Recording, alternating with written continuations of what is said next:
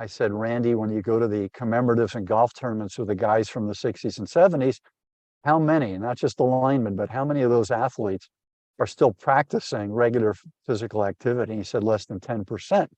So since then, I've interviewed about 2,000 people, and all but 6 have said it's less than 10%. So that's a pretty good anecdotal study. And I'm hoping if somebody's connected to a university or research facility, to connect me with a group, some postdocs and other people, we could do an official scientific study on that.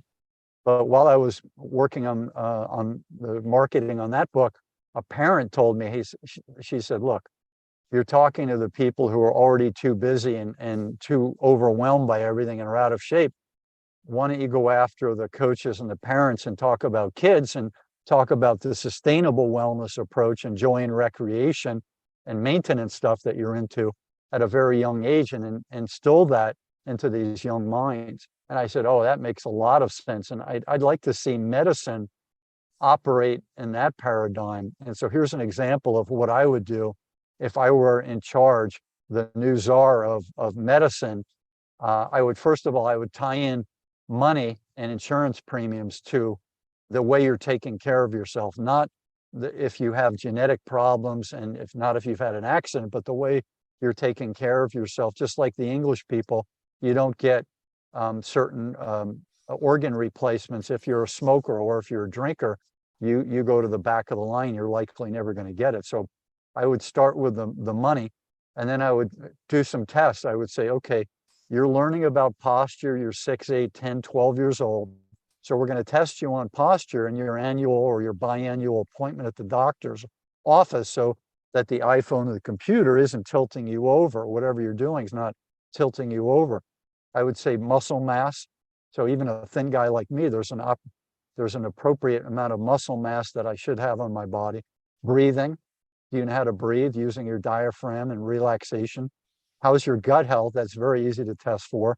How's your aerobic fitness? So those are 5 things that I would do if I were the czar of medicine. And tell me what you think, Lance, about some of this philosophy. Yeah, I think the difficulty that we have in dealing with general populations is that there's a great variety of what people consider to be, I don't want to call it idealized exactly, but for want of a better term, an idealized existence. If athleticism and muscle mass and the ability to perform on a treadmill or a bicycle or whatever physical challenges you want to put before people and see them try to meet those challenges.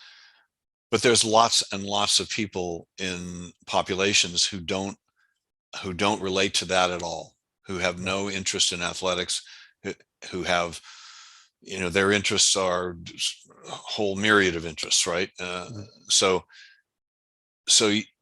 it's difficult to say that these are the standards that we want to put out there, or the expectations that we want to put out there for a population of people, because what you and I consider to be valuable and worthwhile pursuits for health and wellness and longevity with enjoyment and health, a lot of people, those things don't mean anything at all. They're much more comfortable with having a cigarette and a couple of beers with their mates in the pub, and et cetera.